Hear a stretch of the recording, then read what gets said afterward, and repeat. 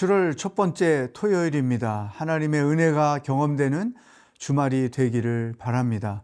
안녕하세요. 저는 오늘의 교회에서 사역하고 있는 이기훈 목사입니다. 그리스도인의 삶에서 하나님의 인도하심은 매우 중요한 것입니다. 우리는 하루하루를 되는 대로 사는 자들이 아니라 하나님의 계획과 인도하심 가운데 사는 자들입니다. 오늘은 열왕기하 8장 1절로 6절을 통해서 그리스도인의 삶에서 하나님의 인도하심이 어떻게 경험되는지 묵상해 보겠습니다. 열왕기하 8장 1절에서 6절 말씀입니다.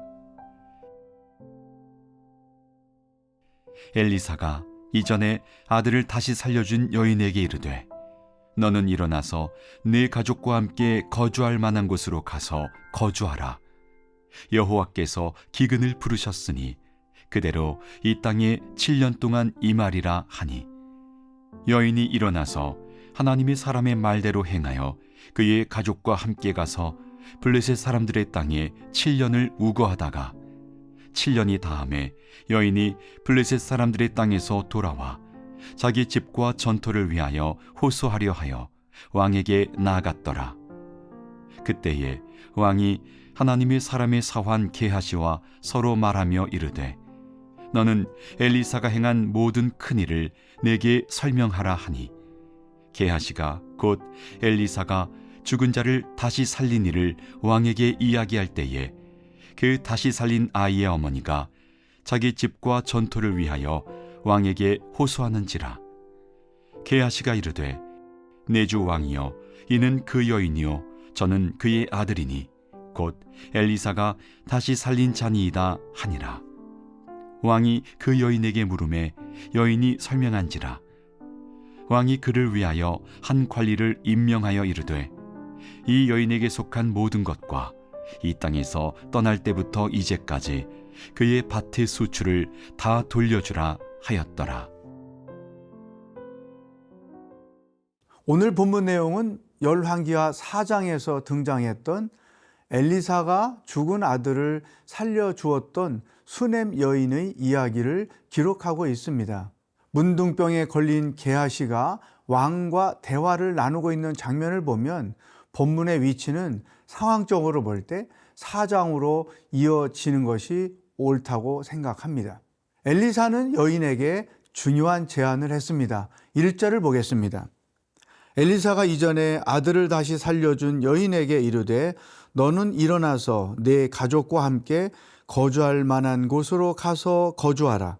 여호와께서 기근을 부르셨으니 그대로 이 땅에 7년 동안 임하리라 하니 엘리사는 하나님의 심판으로 7년 동안 기근이 있을 것이니 적당한 지역으로 피신을 하라고 여인에게 권고하였습니다.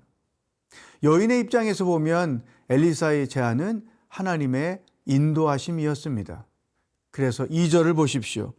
여인이 일어나서 하나님의 사람의 말대로 행하여 그의 가족과 함께 가서 블레셋 사람들이 땅에 7년을 우거하다가 결국 수넴 여인은 엘리사 덕에 죽음의 위기를 피하게 되었습니다. 여기에서 오늘 하나님께서 우리에게 주시는 첫 번째 말씀이 있습니다. 엘리사와 여인의 관계에서 하나님의 인도하심과 순종의 관계를 발견할 수 있습니다. 하나님의 자녀들에게는 하나님의 인도하심이 항상 있습니다. 저 자신도 이 사실을 믿고 경험하며 지금까지 살아왔습니다. 그러나 하나님의 인도하심은 나의 순종을 통해서 증명된다는 것입니다. 그러므로 순종이 없으면 인도하심도 없다는 것입니다. 사실 여인은 순종하기 어려운 상황에 있었습니다. 왜냐하면 그녀는 많은 것을 소유했기 때문에 생활의 터전을 옮긴다는 것은 어려운 일이었기 때문입니다. 이런 상황이 닥쳤을 때 우리는 종종 그냥 집에서 살면서 하나님이 보호해 주시면 안 될까라고 하는 생각을 하게 되죠. 그러나 하나님은 그렇게 나의 욕심을 따라서 행하시는 분이 아니십니다. 하나님은 우리의 순종을 통해서 인도하신다는 사실을 기억할 필요가 있습니다. 여러분의 삶의 흔적을 뒤돌아보십시오. 하나님의 인도함이라고 고백할 수 있는 일들은 없는지 돌아보십시오. 그리고 아직 순종하지 못해서 그분의 인도하심이 중단된 것처럼 보이는 일은 없는지 자신을 돌아보는 하루가 되기를 바랍니다.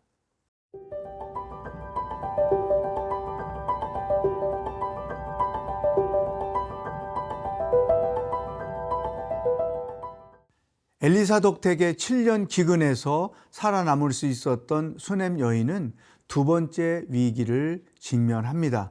3절을 보십시오. 7년이 다음에 여인이 블레셋 사람들이 땅에서 돌아와 자기 집과 전토를 위하여 호소하려 하여 왕에게 나아갔더라. 7년을 비운 사이에 누군가가 그녀의 집과 땅을 차지하고 있었던 것입니다.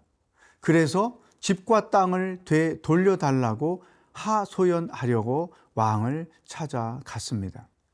그런데 그때 어떤 일이 벌어집니까?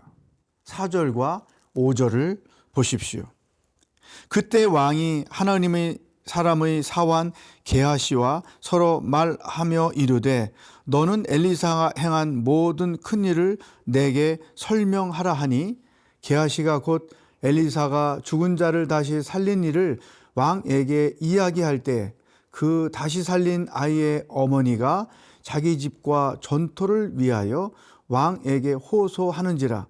게하시가 이르되 내 주 왕이여 이는 그 여인이요 저는 그의 아들이니 곧 엘리사가 다시 살린 자니이다 하니라. 마침 게하시가 엘리사가 죽었던 사람을 살렸다는 내용을 여호람 왕과 나누고 있었습니다. 그리고 수넴 여인이 나타나자 이 여인이 바로 그 어머니라고 증언을 해 주었습니다. 결국 6절을 보십시오. 왕이 그 여인에게 물음에 여인이 설명한지라.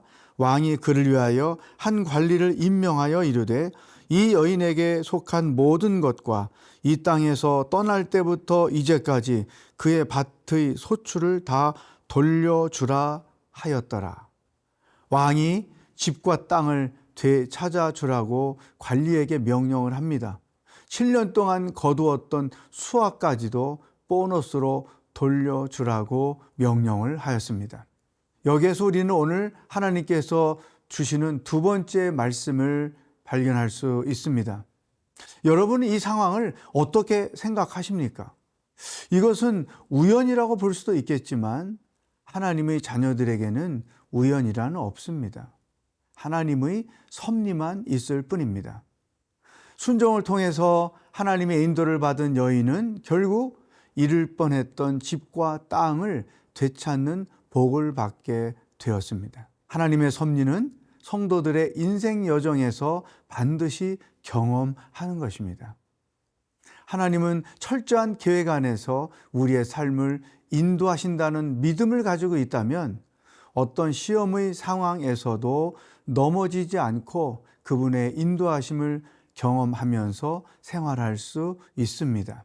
여러분이 지금까지 살아오면서 하나님의 섭리라고 고백할 수 있는 경험들이 있다면 무엇일까요? 내 인생을 향하신 하나님의 섭리를 묵상하는 하루가 되기를 바랍니다.